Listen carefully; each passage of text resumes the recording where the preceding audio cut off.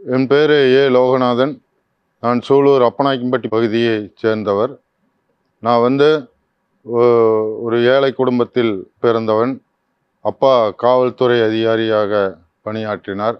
அம்மா இளநீர் வியாபாரம் செய்து இதில் பிழைப்பு நடத்திய குடும்பம்.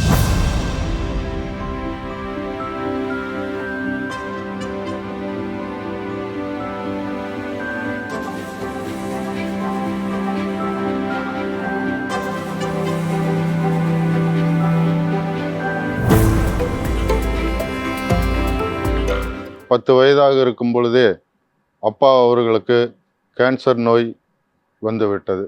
அந்த கேன்சர் நோய்க்காக நான் 10 வயதிலே அவரோடு ஓராண்டு காலம் அவருக்கு பணிவிடை செய்ய ஆரம்பித்து கொண்டிருந்தேன்.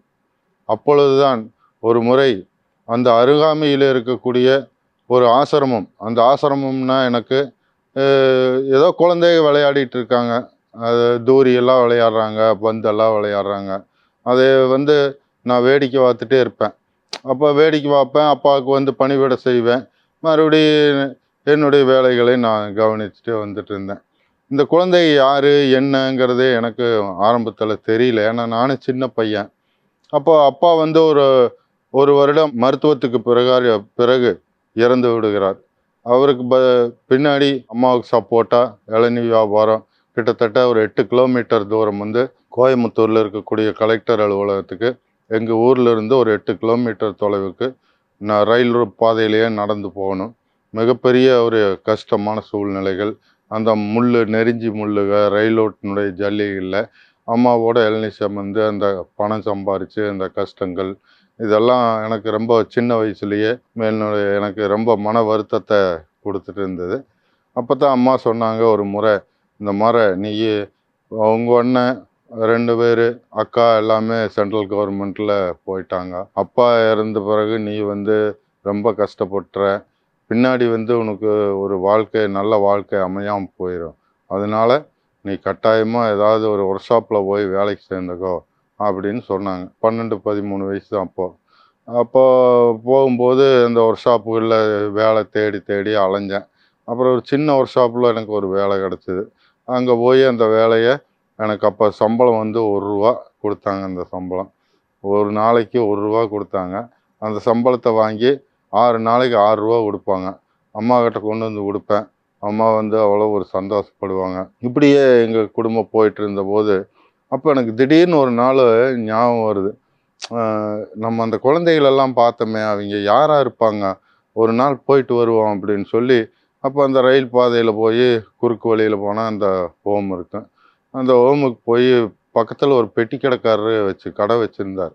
அப்போ அந்த கடையில் போய் நான் கேட்டேன், ஐயா இவங்கெல்லாம் யாருங்க, என்ன குழந்தைகள்லாம் நிறையா இருக்காங்களே, இவங்க யார் அப்படின்னு கேட்கும்போது அவர் சொன்னார், இவங்கெல்லாம் அப்பா அம்மா இல்லாத குழந்தைங்க, அதனால் இங்கே வளர்ந்து படித்து இவங்க பெரிய ஆளான பிறகு அவரே போயிடுவாங்க அப்படின்னு அவர் சொன்னார். அப்போ எனக்கு அவ்வளோ ஒரு மனசுக்கு என்னுடைய மனம் மாற்றங்கிறது அப்போ தான் எனக்கு ஏற்பட்டுச்சு. மனசுக்கு ரொம்ப கஷ்டமாக இருந்தது. காரணம் அப்பா அப்படின்னு ஆசையாக கூப்பிடும்போது எங்கள் அப்பா இறந்துட்டார் அப்படிங்கிறது எனக்கு ஒரு பெரிய வருத்தத்துக்குரிய விஷயம். அப்படி பார்க்கும்போது சரி, இந்த குழந்தைகளுக்கு நம்ம ஏதாவது ஒரு உதவிகள் செய்யலாமா அப்படின்னு எனக்கு ஒரு யோசனை. எனக்கே எங்கள் அப்பா என்ன பண்ணுவாருன்னா, அப்பா கொடுக்குற காக்கி யூனிஃபார்முகளை பிரித்து அதை தைச்சு காக்கி டவுசரு காக்கி சட்டை தைச்சி போட்டு விட்ருவார். அப்போ என்னை சுற்றி இருக்கக்கூடிய சொந்த பந்தங்கள்லாம் சொல்லுவாங்க, சிஎம்சி சிஎம்சி அப்படின்னு தான் கூப்பிடுவாங்க. எனக்கு பிற்காலத்திலையும் இந்த மாதிரி ஒரு பட்டம் பேர் வரும்னு நான் அன்னைக்கு நினச்சி கூட பார்க்கல. அப்போ தான் சரி, அந்த குழந்தைகளுக்கு ஏதாவது உதவி செய்யணும் அப்படிங்கிற எனக்கு மனசுக்கு தோணுச்சு. அப்போது பழைய துணிகள் ஏதாவது சேமித்து கொண்டு போய் இவங்களுக்கு கொடுக்கலாமா அப்படின்னு ஒரு யோசனை. எங்கள் ஊரில் இருக்கக்கூடிய பெரிய பெரிய பணக்காரர் வீட்டுகளுக்கெல்லாம் போவேன். இந்த காக்கி சட்டை காக்கி டவுசரவே போட்டு போய், அம்மா இந்த ஏதோ பழைய துணி இருந்தால் கொடுங்க அப்படிம்பாங்க. கொடுன்னு கேட்பேன். அப்போ அவங்க சொல்லுவாங்க, ஏன்டா உனக்கு போடுறதுக்கா, போலீஸ்காரன் பையா உனக்கு போடுறக்கா அப்படின்னு சொல்லுவாங்க. எனக்கு இல்லைங்கம்மா, பக்கத்தில் இந்த ஆதரவற்ற அப்பா அம்மா இல்லாத குழந்தைங்க இருக்காங்க, அவங்களுக்கெல்லாம் கொடுக்கறதுக்கு. ஏன்டா உனக்கே காக்கி டவுசர் காக்கி சட்டை இதாக இருக்குது, நீ அடுத்தவங்களுக்கு கொண்டு போய் கொடுக்குறியா அப்படிம்பாங்க.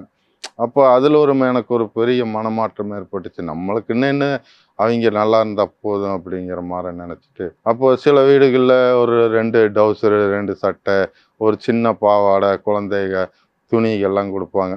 இதெல்லாம் வாங்கி வாங்கி சிமெண்ட் சாக்கில் சேர்த்து வச்சுக்குவேன். அதை கொண்டு போய் நல்லா இருந்தால் ஆற்றுல கொண்டு போய் எல்லாம் துவைச்சி சுத்தப்படுத்தி காய வச்சு அதை கொண்டு போய் ஹோமுக்கு கொடுத்துட்டு வருவேன். இப்போ அந்த ஹோம் வந்து கனடா நாட்டினுடைய பெண்ணு நடத்திட்டு இருந்தது. அப்போ அவங்களும் அதைத்தான் சொல்லுவாங்க, ஏன்டா உனக்கே போட துணி இல்லை, நீ அடுத்தவங்களுக்கு கொண்டு வந்து கொடுக்குறியே, இந்த துணியெல்லாம் ஏது அப்படிம்பாங்க. அப்போ நான் சொல்லுவேன், இங்கே மாதிரி பெரிய பெரிய பணக்கார வீட்டுகளுக்கெல்லாம் போய் துணியை வாங்கிட்டு வருவாங்க அப்படின்னு சொல்லுவேன். அவங்க ரொம்ப சந்தோஷப்படுவாங்க. அப்போ வந்து ஒரு ரசீதி மாதிரி ஒன்று எழுதி கொடுப்பாங்க எனக்கு. இங்கிலீஷில் எழுதி கொடுப்பாங்க. அது எனக்கு படிக்கும் தெரியாது. அப்போ அந்த ரசீதி வாங்கிட்டு நேராக வீட்டுக்கு வருவேன். வீட்டுக்கு வந்து ரொம்ப பத்திரமா அந்த ரசீதியை வச்சுருப்பேன். அது எனக்கு மிகப்பெரிய ஒரு ஆசை.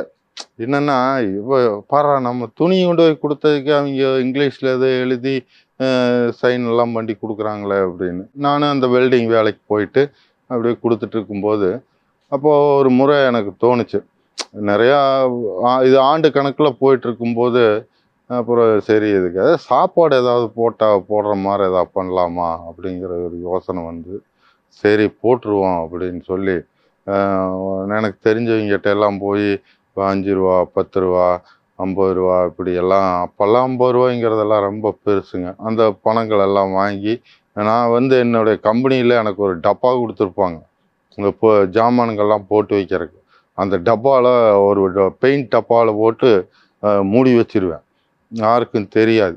அப்புறம் இந்த பணத்தை வீட்டுக்கு தெரியாமல் எடுத்து அண்டா, அப்புறம் சமையல் பாத்திரம், ஜாமானம் இதெல்லாம் வாங்கி எல்லாம் கொண்டு போய் சாப்பாடெல்லாம் செஞ்சு பக்கத்தில் இருக்கிறவங்களெல்லாம் கூட்டிகிட்டு போய் அங்கே அந்த ஆசிரமத்துக்கு போடும்போது அந்த குழந்தைய எனக்கு ஒரு வாய் ஊட்டி விடுவாங்க. அது எனக்கு ஒரு பெரிய ஆறுதலாக இருந்தது. மனசுக்கு ரொம்ப சந்தோஷமாக இருந்தது. அதிலிருந்து ஏதாவது கொஞ்சம் நல்லா பண்ணணும் அப்படிங்கிற எனக்கு ஒரு மன தைரியம், இதெல்லாம் எனக்கு நிறையா வந்துகிட்டே இருந்தது. ஆர்வம் எனக்கு தோணுது. அப்புறம் எனக்கும் திருமணம் ஆச்சு. திருமணம் ஆனதுக்கு பின்னாடி இந்த சமுதாயத்துக்கு, இந்த குழந்தைகளுக்கு நம்ம மேலும் என்ன செய்யலாம் அப்படிங்கிறத பற்றி எனக்கு சின்ன யோசனையாகவே இருந்தது. அப்போ தான் ஒரு முறை இந்த கழிவறை சுத்தம் பண்ணுறவர் எங்கள் கம்பெனிக்கு வருவார். அப்போ அவர் வரும்போது எங்கிட்ட ரொம்ப நேரம் உட்காந்து பேசுவார். நானும் வந்து அவர்கிட்ட ரொம்ப நல்லா மனம் விட்டு பேசுவேன். அப்போ அவர் இந்த கேஸ் கட்டர் வேலை தான் என்னோடய வேலை, ஃபக்கட்டிங் ஆப்ரேட் பண்ணுறது. அது யார் கூட வேணாலும் நின்றுட்டு பேசலாம், அதனால முதலாளிக்கு எந்த நஷ்டம் கிடையாது.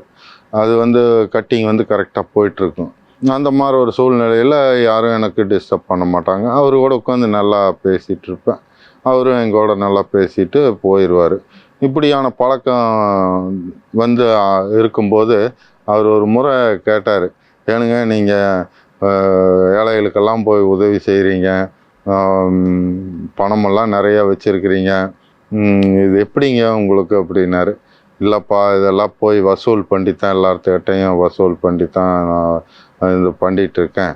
அது கொஞ்சம் பணம் இருக்குது. இப்போது விதவை பெண்களெல்லாம் பார்த்துட்ருக்கேன். இந்த விதவை பெண்களுக்கெல்லாம் நிறையா உதவி செய்யணும்னு எனக்கு ஆசையாக இருக்குது. உனக்கு தெரிஞ்ச யாராவது விதவை பெண்கள் கணவன் இறந்த நிலையில் இருக்கும்போது அவங்களுக்கு ஏதாவது உதவி செய்யணும் அப்படின்னு சொன்னீங்கன்னா வந்து மணி ஆர்டர் மூலமாக நான் பண்ணித்தரேன் அப்படின்னு அவர் ஒரு 2 பேர்த்தெல்லாம் கொண்டு வந்து விட்டார். இன்னும் அவர் சொல்லி கொடுத்தது என்னென்னா, நீங்கள் ஞாயிற்றுக்கிழமை ஆனால் எங்கூட வாங்கலை, வேலைக்கு போகலாம் அப்படின்னாரு. சரி வர்றப்பா அப்படின்னு. அப்புறம் இந்த அடப்பெடுக்கிறது, இந்த மாதிரி மிகப்பெரிய கஷ்டத்தில் ஒவ்வொரு பங்களாவிலலாம் பார்த்தீங்கன்னா ரொம்ப கஷ்டப்பட்டுருவாங்க. ஏதாவது ஒன்று பாத்ரூமில் போட்டு அது அடப்பு ஏற்பட்டு ரொம்ப கஷ்டப்பட்டுருவாங்க. அப்போ அவங்க வந்து இவரை வந்து கெஞ்சி கூட்டிகிட்டு போவாங்க. அப்போ நானே வரேங்க அப்படின்னு சொல்லி எல்லாம் 2 பேரும் போவோம். அடப்புக்கான கருவியெல்லாம் நான் கொஞ்சம் செஞ்சு கொடுத்தேன் அவருக்கு. அந்த முள் உருண்டைன்னு சொல்லுவாங்க. அந்த முள் உருண்டை வந்து அவ்வளோ ஒரு இந்த சென்ட்ரிங் கம்பியில் ஃபிக்ஸ் பண்ணி அதை வந்து அந்த நீளமான எவ்வளோ தூரத்தில் குழாயில் இருந்தாலும் சரி, அடப்பு இருந்தாலும் சரி, அதை வந்து அந்த சுற்றி கரெக்டாக எடுத்துருவார். அவ்வளோ ஒரு மிகப்பெரிய ஒரு படிப்பறிவு இல்லாதவர். அவ்வளோ ஒரு அந்த பங்களாவில் அந்த வீட்டில் இருக்கிறவங்களுடைய கஷ்டங்களை எல்லாம் போக்குறத பார்க்கும்போது இன்னும் எனக்கு கொஞ்சம் நல்லா இது இருந்து, அப்போ தான் நான் யோசனை பண்ணேன், சரி நான் இவர் வீட்டு விசேஷத்துக்கெல்லாம் போகிறோம், சாப்பிட்றோம், நான் எங்கள் வீட்டு விசேஷத்துக்கு அவர் வர்றாரு, சாப்பிட்றாரு, ரொம்ப வெரி வெரி ஹாப்பி. சரிண்ணா, நான் ஒன்று செய்கிறேங்க அப்படின்னேன், சொல்லுங்க அப்படின்னாரு. இந்த மாதிரி நான் இந்த கழிவறையை நானே சுத்தம் பண்ணிக்கிறேன் அப்படின்னோடனே அவருக்கு அவ்வளோ ஒரு சந்தோஷம். எதுக்காக பண்ணுறீங்க அப்படின்னாரு. இல்லைங்க, இப்போ அடுத்தவங்கள நிறையா போய் இடையூறு செய்கிறதா இருக்குது, இது வேலை முடிஞ்சோடனே கொஞ்சம் பண்ணிட்டு போயிட்டோம்னா ரொம்ப சந்தோஷமாக இருக்குமே அப்படின்னு சொல்லி அவர்கிட்ட சொல்லும்போது, சரி தைரியமாக செய்யுங்க, நான் இருக்கிறேன், தெரியலன்னா கேளுங்க, என்னென்ன எப்படி பண்ணணுங்கிறதெல்லாம் நான் சொல்லித்தரேன்னாரு. அதே மாதிரி சொல்லி கொடுத்தாரு.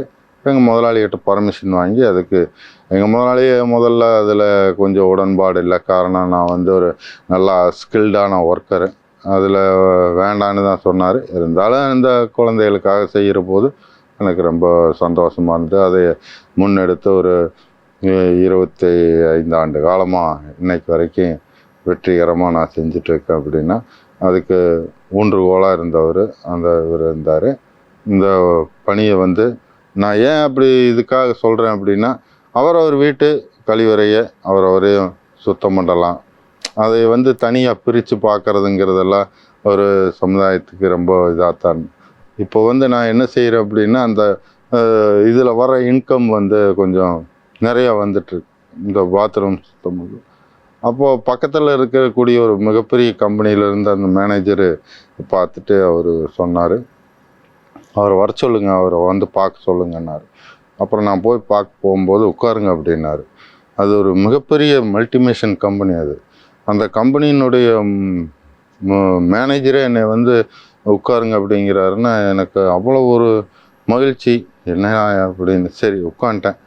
என்ன சார் அப்படின்னா, இந்த மாதிரி பாத்ரூம் எல்லாம் சுத்தம் பண்ணி இதில் வர இன்கம் எடுத்து ஏழைகளுக்கெல்லாம் நிறையா செய்கிறியாம்மா, நானும் கேள்விப்பட்டேன் அப்படின்னாரு. ஆமாங்க ஐயா அப்படின்னேன்.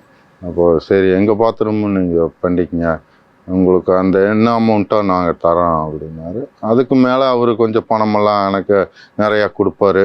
பக்கத்தில் ஆஃபீஸர்ஸ்கெல்லாம் நிறையா பூரா கேரளாக்காரர், அவங்கெல்லாம் நல்லா பிடிச்சி போச்சு என்னையா, நிறைய பணமெல்லாம் கொடுத்து உதவுவாங்க. அதெல்லாம் பார்த்து இந்த டப்பாலேயே வச்சுருந்தேன். அப்புறம் தான் சரி, ஒரு முறை கவர்மெண்ட்டினுடைய ஆசிரமம் காந்தி மாநகர், கோவை மாவட்டத்தில் இருக்கக்கூடிய காந்தி மாநகர் அரசு குழந்தைகள் காப்பகம் வந்து இடிஞ்சு விழுந்துருச்சு அப்படின்னு சொன்னாங்க. இடிஞ்சு விழுந்துருச்சு அப்படின்னு இப்போ பத்திரிக்கையில் படித்தேன். சரி, இடிஞ்சு விழுந்து என்ன பண்ணலாம் அப்படின்ட்டு என்னுடைய முதல்ல வந்து மரியாதைக்குரிய அம்மையார் சுலோக்ஷனா அவர்கள், மரியாதைக்குரிய ஐயா எஸ்ரா, இப்போ கோவை மத்திய சிறைச்சாலையினுடைய டிஐஜியாக இருந்தவர், அதற்கு அடுத்தபடியாக மரியாதைக்குரிய ஜெயா தொலைக்காட்சியினுடைய ரிப்போர்ட்டராக இருந்தவர், இவங்கெல்லாம் எனக்கு ஒரு ஊன்றுகோலாக இருந்தாங்க. அதில் வந்து எஜுகேஷன் ஆஃபீஸுக்கு மூலமாக நான் கொஞ்சம் உதவிகள் நிறையா செஞ்சுட்டு இருந்தேன். அப்புறம் சிறைச்சாலைகளுக்கு போய் அங்கே இருக்கக்கூடிய சிறை இல்லறவாசிகளுக்கெல்லாம் நிறையா உதவிகள், ஸ்பேனு, புக்ஸு இதெல்லாம் வாங்கி கொடுத்துட்டு இருந்தேன். இதில் மிகப்பெரிய பாராட்டுக்களை பெற்றேன். இப்போ அந்த பணத்தெல்லாம் எடுத்துகிட்டு ஒரு முறை இந்த அனாதை ஆசிரமம் விழுந்துருச்சுன்னாங்க. அப்போ வந்து நான் அந்த அம்மா ஒரு முறை எனக்கு சொல்லி கொடுத்தாங்க, இந்த பணமெல்லாம் என்ன பண்ணுறீங்க, வாங்குறீங்களே, இந்த பணத்தெல்லாம் என்ன பண்ணிட்டு இருக்கிறீங்க அப்படின்னாங்க. அப்போ நான் சொன்னேன், அம்மா ஒரு டப்பாவில் போட்டு சேமித்து வச்சுட்ருக்கேன் அப்படின்னு.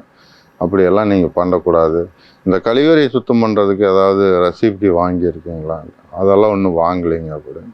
இது எத்தனை வருஷமாக பண்ணுறீங்கன்னாங்க. நான் ஒரு 3 வருஷமாக பண்ணிகிட்ருக்குறேங்கம்மா.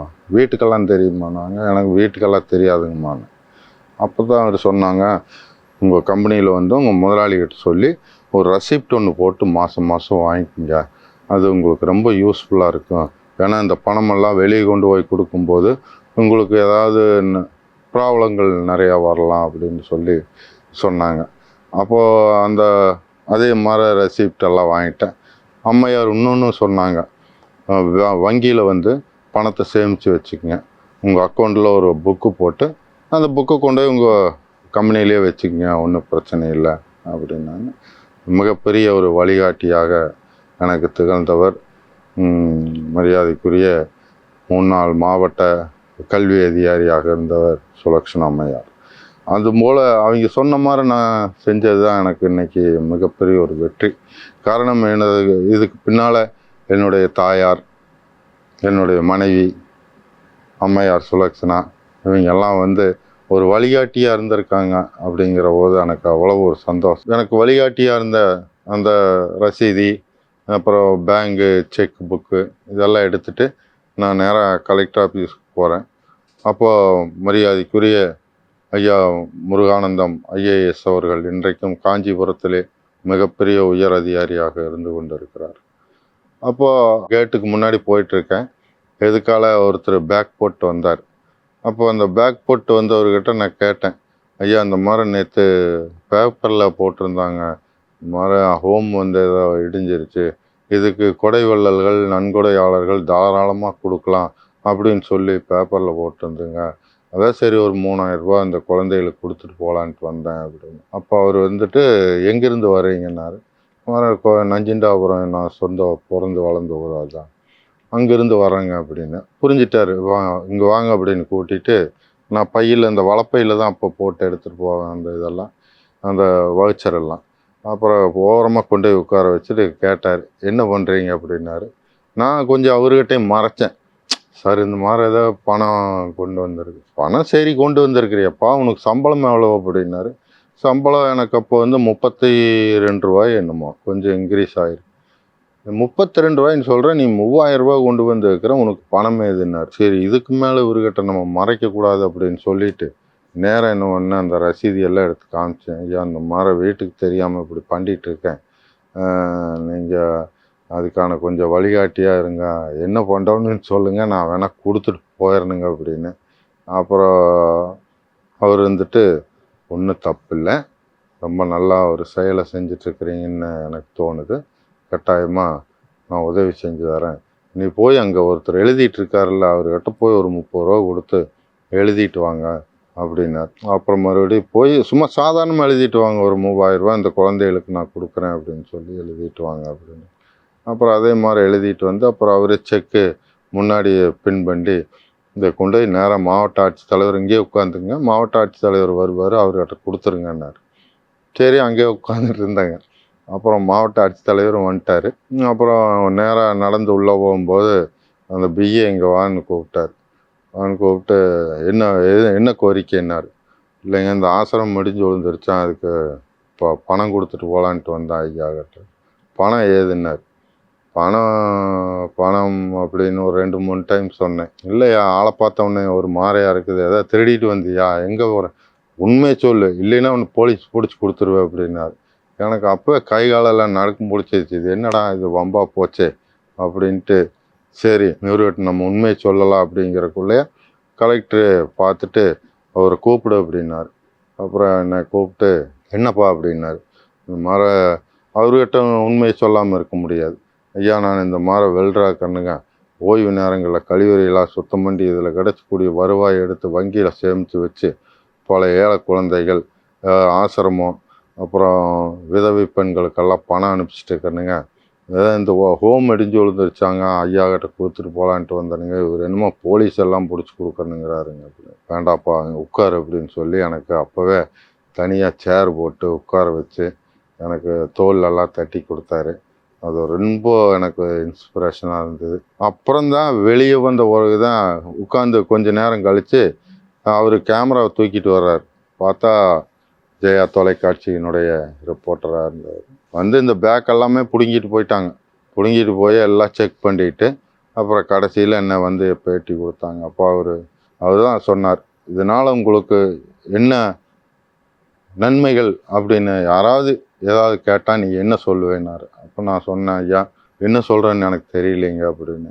அப்போ தான் சொன்னார், எனக்கு ஆத்ம திருப்தி இதனால் நிறைய கிடைக்குது. அதானுங்க உண்மை, அப்படி அதை சொல்ல தெரியல, நீங்கள் சொல்லி கொடுத்துட்டீங்கன்னு. எனக்கு ஆத்ம திருப்தி நிறையா கிடைக்குது, ரொம்ப மனசுக்கு சந்தோஷமாக இருக்குது, யாருக்கும் இடையூறு இல்லாமல் இந்த சேவையை செய்கிறது எனக்கு ரொம்ப மனசுக்கு ரொம்ப சந்தோஷமாக இருக்குங்க அப்படின்னு. அப்புறம் அது பார்த்தா அடுத்த நாள் பேப்பரில் எல்லாம் நிறையா வந்துருச்சு. அப்போ தான் வீட்டுக்கெல்லாம் தெரிஞ்சுது. அப்புறம் வீட்டில் நான் வேலைக்கு போயிட்டேன். பொழுதோட வீட்டுக்கு வரும்போது ஒரு மாதிரி எல்லோரும் சிரித்தாங்க. வீட்டில் வந்தோடனே அப்போ எங்கள் வீடு சின்ன குடிசை வீடு தான். அப்புறம் அந்த வீட்டில் தான் என்னுடைய மனைவி இருந்தாங்க. அப்புறம் வந்தோடனே எதுக்காக இப்படியெல்லாம் போய் பண்ணுறீங்க, அது என்ன நியாயம் இது அப்படின்னு நல்லா கேட்டாங்க. அப்போ நான் சில விஷயங்கள் எல்லாம் சொன்னேன் அந்த பொண்ணுக்கு. இந்த மாதிரி இருக்குதுமா, நம்ம போய் நம்மளுடைய வேலை, நம்மளுக்கு வரக்கூடிய குழந்தைகள், இதையெல்லாம் பார்க்காம நம்ம அங்கேயும் இங்கேயும் போய் பணம் அது இதுன்னு தேடிட்டு நம்ம அலைச்சல் சைக்கிளில் எல்லாம் போயிட்டு பண்ணுறதெல்லாம் ரொம்ப சிரமம்.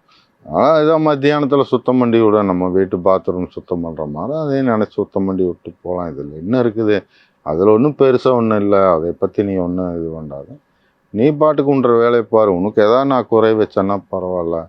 அப்புறம் உனக்கு ஏதாவது உன்னுடைய கணவர் சம்பாதிக்கிறதுல வேற வீலுக்கு கொண்டு போய் கொடுத்துட்டேன் அப்படின்னா அது தவறு.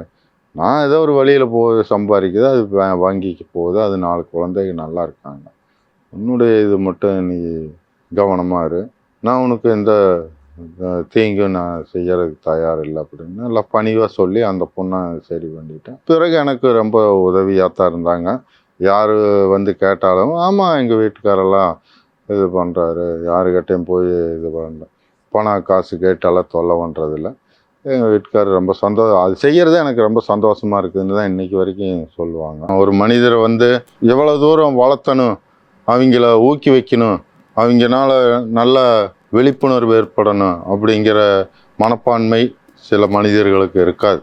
அதனால் சில பேர் எனக்கு கூட சொல்லியிருக்கேன், நான் இந்த மாதிரி இந்த தொலைக்காட்சியில் இன்றைக்கி 6 மணிக்கு என்னை ஒளிபரப்புகிறாங்க பாருங்கள் அப்படின்னு சொல்லும்போது அவங்க சொல்லுவாங்க, என்ன கழுவுறதை பார்க்க சொல்கிறியா அப்படிம்பாங்க. சில பேர் என்னம்பாங்க, ரொம்ப கொச்சையாக பேசுவாங்க, இதெல்லாம் ஒரு பொழப்பா உனக்கு, இதெல்லாம் இது எதுக்கியா உனக்கு அப்படிங்கிற மாதிரி திட்டுவாங்க. அதனால் சில மனிதர்கள்கிட்ட, எந்த மனிதர்கிட்டையுமே என்னுடைய சேவை பற்றியோ என்னுடைய வளர்ச்சி பற்றியோ அவங்ககிட்ட பகிர்ந்து கொள்கிறத முதல்ல நான் நிறுத்திக்கிட்டேன். காரணம், இது நிறுத்தனங்காட்டித்தான் நான் என்னுடைய வளர்ச்சிக்கு, என்னுடைய மறு நிகழ்ச்சிகளாக அடுத்தடுத்து என்னால் கடந்து செல்ல முடிந்தது. இந்த பாதையை வந்து சில நேரங்களில் இதை விட்டுலாம், அல்லது இது வேண்டாப்பா நம்ம ஏதாவது ஒன்று பண்ணிக்கலாம் அப்படிங்கிற மாதிரி எண்ணங்கள் கூட எனக்கு தோணியிருக்கலாம்.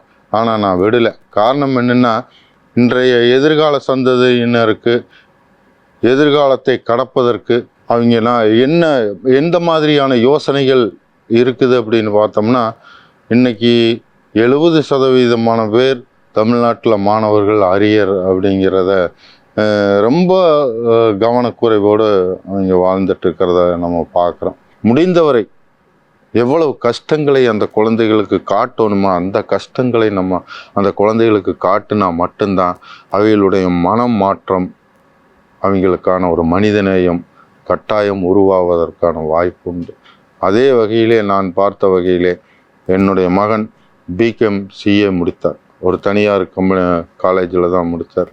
கொஞ்சம் மார்க் கம்மி. நான் என்ன ஒன்று தெரியுமா, 6 மாதம் அல்லது 3 மாதத்துக்கு ஒருக்கா நேராக காலேஜுக்கு போவேன். காலேஜில் போய் ஹெச்ஓடி பார்ப்பேன். ஹெச்ஓடி பார்த்து, ஐயா என் மகன் இங்கே படிக்கிறார், எவ்வளோ மார்க் வாங்கியிருக்கிறாருனால எனக்கு தெரியல, நீங்கள் மார்க் எவ்வளோ வாங்கியிருக்கிறாருங்க. அவர் உடனே சொல்லுவார், ஒரு பெரிய நோட் எடுத்துகிட்டு வந்து உட்கார வச்சு, ஐயா உங்கள் பையன் இவ்வளோ மார்க் வாங்கியிருக்கிறார், நீங்கள் மட்டும் இதுக்கு வந்து இப்படி கேட்குறீங்க, ஒருத்தருமே வந்து கேட்குறது இல்லையே, நீங்கள் மட்டும் வந்து கேட்குறீங்க அப்படின்பார். நான் சொல்லுவேன் அவங்ககிட்ட, ஐயா நான் வெயிலுக்குள்ளே, கடுமையான வெயில், இதில் கீழே சூடு, கடுமையான சூடு, அதில் உட்காந்து நான் வேலை செஞ்சு கஷ்டப்பட்டு பணம் சம்பாரித்து உங்கள் கல்லூரிக்கு கொண்டு வந்து நான் பணம் கட்டுறேன். என் மகன் படித்தானா இல்லையான்னு வந்து கேட்குறதுக்கு நீங்கள் இவ்வளவு கேள்வி கேட்குறது என்ன நியாயம்னு கூட கேட்டிருக்கேன் அவர். அப்போ தான் அவர் சொல்லுவார், உங்களை போன்ற பெற்றோர்கள் இருந்து கொண்டால் கட்டாயம் தமிழ்நாட்டிலே ஒரு மாணவன் மிஸ் ஆக மாட்டான், நல்லா படிச்சிருவான், வெரி குட் என்று சொல்லி பாராட்டுவாங்க. இந்த பாராட்டுக்களுக்கு மத்தியில் நான் ஏன் சொல்கிறேன் அப்படின்னா, அடுத்தது எம்பிஏ முடித்தார். அந்த எம்பிஏல கூட போய் நான் கேட்டு தான் வந்தேன். காலேஜில் போய் பையன் எப்படி படிச்சுட்டு இருக்காரு, என்ன பண்ணுறாரு அப்படி நல்லா கேட்டு தான் வந்தேன். இந்த மாதிரி ஒவ்வொரு பெற்றோர்களும் நீங்கள் சம்பாதிக்கக்கூடிய பணத்தை கொண்டே கல்லூரியில் கட்டுறீங்க, அந்த கல்லூரியில் என் பையன் படித்தானா படிக்கலையா அங்கே கூட தெரிய மாட்டேங்குது.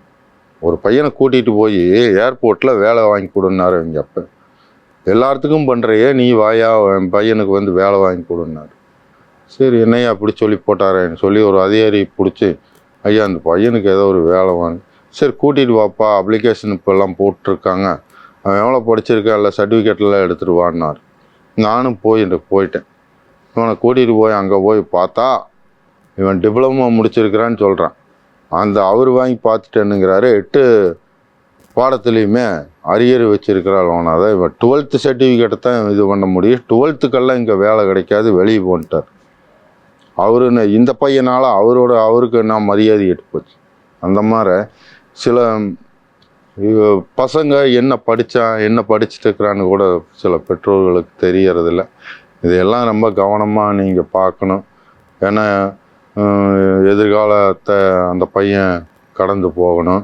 அவனை நம்பி ஒரு பெண் வரணும். அந்த பெண் எந்த கஷ்டமும் இல்லாமல் இந்த வீட்டில் வாழணும். இது மாதிரியெல்லாம் நிறைய சிந்தனைகளை பெற்றோர்கள் உருவாக்கி கொள்ள வேண்டும் என்பதுதான் என்னுடைய தாழ்வான கோரிக்கை.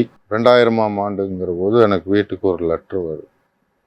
இது எங்கேருந்து வருதுன்னா, சென்னை பாலம் அமைப்பு மரியாதைக்குரிய மறைந்த கோகுலகிருஷ்ணன், குஜராத் முன்னாள் உச்சநீதிமன்றத்தினுடைய தலைமை நீதிபதியாக இருந்தவர். அவர் வந்து எனக்கு ஒரு தகவல் அனுப்பிச்சிருக்காரு. அதில் நாங்கள் உங்களுக்கு தங்கப்பதக்கம் போட போகிறோம், நீங்கள் கட்டாயமாக இந்த விழாவில் வந்து கலந்துக்குங்க அப்படின்னு சொல்லி தபால் வந்தது. அப்போ அந்த தபாலை எடுத்துக்கொண்டு நான் சென்னைக்கு என்னுடைய குடும்பத்தோடு நான் போகிறேன். அப்போ அங்கே வந்திருக்கக்கூடிய நபர்கள் எல்லாம் மிகப்பெரிய மனிதர்கள். கலைவாணர் அரங்கிலே அந்த விழா நடைபெற்று கொண்டு இருக்கிறது. அப்போது எனக்கு ஒரு கொஞ்சம் பயம். இத்தனை பேருக்கு மத்தியில் நம்ம ஒரு முன்னாள் குஜராத்தினுடைய தலைமை நீதிபதியாக இருந்தவர்கிட்ட நம்ம விருது வாங்க போகிறோம்லே, தங்கப்பதக்கம் வாங்க போகிறோம்லே அப்படின்னு சொல்லி. அப்போது அந்த கோகுலகிருஷ்ணன் ஐயா வந்து உட்கார்ந்துருந்தார். அப்போ நான் போய் கேட்டேன் அவர்கிட்ட, ஐயா வணக்கங்க ஐயா. வணக்கம் வாழவனாதா அப்படின்னார். அப்போ சொன்னேன், ஐயா ஏதாவது சின்ன மண்டபத்தில் வச்சு எனக்கு கொடுத்துருந்தீங்கன்னா நான் ஏதாவது வாங்கிட்டு போயிருப்பேங்க ஐயா. இவ்வளோ பெரிய அரங்கில் எனக்கு கொடுத்து, அது முற்றிலும் குளிர்சாதன வசதி செய்யப்பட்ட இந்த அரங்கில் கொடுத்தா என்னங்க ஐயா அப்படின்னு. அப்போ தான் அவர் சொன்னார், உன்னை பாராட்டிய காரணத்தினாலே நான் பல பெரிய மனிதர்களிடத்திலே பாராட்டுக்குள்ளானேன் என்று சொன்னார். எனக்கு என்ன சொல்கிறதுன்னு எனக்கு புரியல. அதாவது அவர் என்ன சொல்கிறாருன்னா, நான் வந்து உன்னை பாராட்டின காரணத்தினால நான் பெரிய மனிதர்கிட்ட நான் பாராட்டு வாங்கினேன். நான் உனக்கு இந்த தங்கப்பதக்கம் கொடுப்பதற்கு காரணமே, நான் எத்தனையோ மனிதர்களை சந்தித்திருக்கின்றேன், எத்தனையோ வழக்குகளை நான் சந்தித்திருக்கின்றேன். உன்னை மாதிரி ஒரு மனிதனை சந்திப்பது முதல் முறை. இந்த உலகத்துக்கும் இந்த உலக மக்களுக்கும் நீ என்றாவது ஒரு நாள் பெருமை தேடி தருவாய் என்ற ஒரு நம்பிக்கை, ஆசை எனக்கு இருக்கிறது என்று சொன்னார். அது எனக்கு ரொம்ப ரொம்ப என்னுடைய மனசில் இன்னைக்கு வரைக்கும் பதிஞ்சிருந்தது. அதே மாதிரி மரியாதைக்குரிய ஐயா பன்வாரிலால் புரோஹித் அவர்கள் டைம்ஸ் ஆஃப் இந்தியா இணைந்து ஒரு 12 பேர்த்துக்கு விருது கொடுத்தாங்க கோயம்புத்தூரில். அப்போது 12 பேர்த்துக்கும் விருது கொடுத்து முடித்த பிறகு மரியாதைக்குரிய பன்வாரிலால் புரோஹித் அவர்கள் தமிழ்நாட்டினுடைய கவர்னராக இருந்தவர், அவர் தன்னுடைய உரையிலே குறிப்பிடுகிறார், Coimbatore is a first place for educational, இரண்டாவதாக டெக்ஸ்டைல், மூன்றாவதாக கோவை மாவட்டத்தினுடைய மேற்கு தொடர்ச்சி மலை, அதிலே வீசுகின்ற காற்று, இவையெல்லாம் கோவை மாவட்டத்துக்கு மிகச் சிறப்பானது. அடுத்தபடியாக நான் இந்த உலகத்தில் எத்தனையோ மனிதர்களை நான் சந்தித்திருக்கின்றேன், எத்தனையோ நாடுகளுக்கு நான் பயணம் மேற்கொண்டிருக்கின்றேன். ஆனால் கோவை மாவட்டத்திலே இது போன்ற மனிதர்களை நான் பார்ப்பது என்னுடைய வாழ்க்கையில் நான் செஞ்ச பாக்கியம் என்று சொன்னார். ஆகவே கோவை மாவட்டம் ஒரு ஹியூமானிட்டி பிளேஸ், மனிதநேயமுள்ள ஒரு நகரம் என்று சொல்லி எனக்கு இந்த நகரத்துக்கு பெயர் வாங்கி கொடுத்திருக்கின்றோம். அது மட்டும் இல்லை, மரியாதைக்குரிய பாரத பிரதமர் நரேந்திர மோடிஜி அவர்கள் என்னை பற்றி தெரிந்து கொண்டு மன் கி பாத் நிகழ்ச்சியிலே இவ்வளவு பெரிய பாராட்டும் புகழையும் எனக்கு அங்கீகாரம் செய்து கொடுத்திருக்கின்றார். காரணம், இன்னைக்கு வரைக்கும் நான் பிறப்பிலே ஒரு ஏழை குடும்பத்தில் பிறந்தவன், வளர்ப்பிலே வறுமையிலே வாழ்ந்து பழக்கப்பட்டவன். என்னுடைய இறுதி காலத்தையும் நான் அப்படியே அமைத்துக் கொள்ள வேண்டும் ஆசைப்படுகின்றேன். காரணம், எனக்கு பின்னால் இந்த வசதி வாய்ப்புகள் ஏதாவது எக்ஸட்ரா இந்த மாதிரிலாம் வந்துருச்சுன்னா இந்த மனிதநேயம் அப்படிங்கிறது என்னை விட்டு போயிடும். இது வந்து என்னுடைய ஆவி போகும் வரையிலே என்னோடவே இருக்கணும்னு ஆசைப்படக்கூடியவன் நான். என் பையனை MBA முடிச்ச கதையை நான் சொன்னேன். அதே மாதிரி என் பொண்ணை CBSEயில் படிக்க வச்சேன். என் பொண்ணு வந்து CBSEயில் 12th படிக்கிறதுங்கிறது பெரிய விஷயம். படிக்க வச்சேன். BBA கவர்மெண்ட் காலேஜில் முதல் மார்க் மதிப்பெண்களை எடுத்தா. இப்போ வந்து லா காலேஜ் படிச்சுட்டு இருக்கிறார்.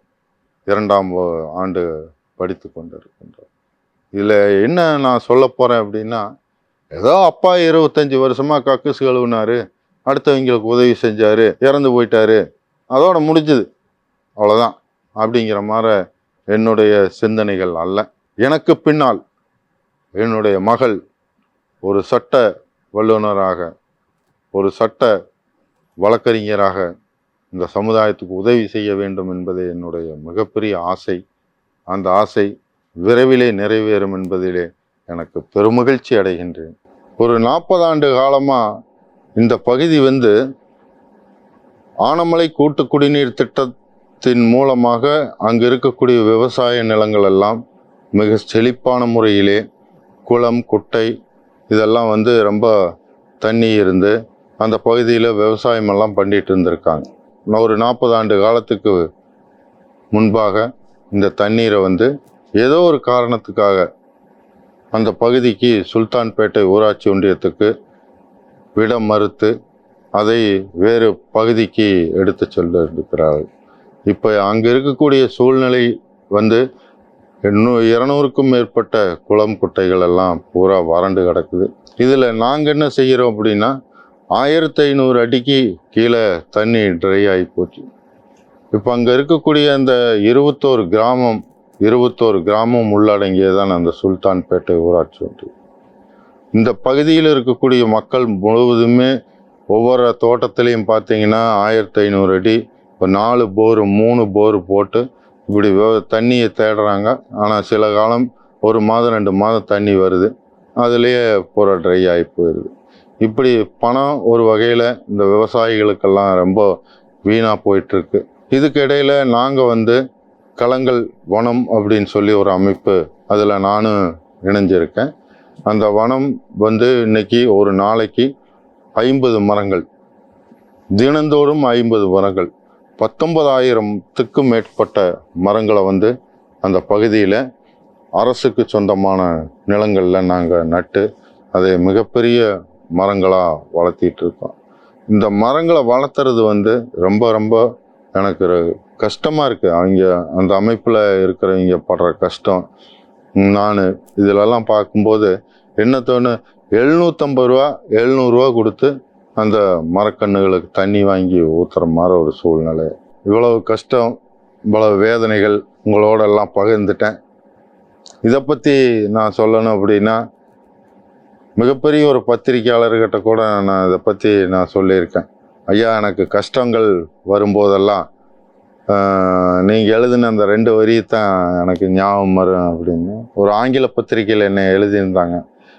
போய் யாரேனும் வீட்டு கதவை தட்டினால் அவங்க ஓய்யோ திருடன் வந்து விட்டான் அப்படின்னு தான் எல்லாரும் சொல்லுவாங்களாம். ஆனால் அப்படி இல்லை, இது ஒரு விலை மதிக்க முடியாத வைரக்கல் அப்படின்னு சொல்லி அந்த பத்திரிகையில் எழுதியிருந்தாங்க. கிட்டத்தட்ட இது எழுதி 22 வருஷம் இருக்கும். அப்போ அந்த பத்திரிகையினுடைய தலைமை ஆசிரியரை பார்த்து இதை சொல்லும்போது எனக்கும் எவ்வளவோ கஷ்டங்கள், எவ்வளவோ துன்பங்கள், வேதனைகள் இதெல்லாம் வரும்போது இந்த சமூக சேவை அப்படிங்கிறது வந்து என்னை விட்டு இன்று வரை இல்லை, என்னுடைய ஆத்மா பிரியும் வரை கட்டாயமாக போகாது. காரணம், இன்னைக்கு 1600க்கும் மேற்பட்ட குழந்தைகளுக்கு நான் இந்த பண உதவி, நிதி உதவி அனைத்தையும் வழங்கி இந்த பாரதத்துக்கும் இந்த தமிழ்நாட்டு மக்களுக்கும் பெருமை சேர்த்து கொண்டிருக்கின்றேன். என்னுடைய சேவை பற்றி உங்கள் மத்தியிலே ஒளிபரப்பிய ஜெயா தொலைக்காட்சி நிறுவனத்துக்கு எனது மனமார்ந்த நன்றியை தெரிவித்துக் கொள்கிறேன். இன்னைக்கு மாற்றி யோசி செக்மெண்ட் உங்கள் லைஃப்க்கு ஒரு டேர்னிங் பாயிண்ட் அமையும்னு நினைக்கிறேன். எந்த ஒரு விஷயம் செஞ்சாலும் கொஞ்சம் அதில் அந்த மாற்றி யோசிங்க, கண்டிப்பாக சக்ஸஸ் ஆகுங்க. அடுத்தடுத்த இன்ட்ரெஸ்டிங்கான செக்மெண்ட் உங்களுக்காக காத்துட்டு இருக்கு. அதை பார்க்கறதுக்கு முன்னாடி ஷார்ட் கமர்ஷியல் பிரேக். இது காலை மலர்.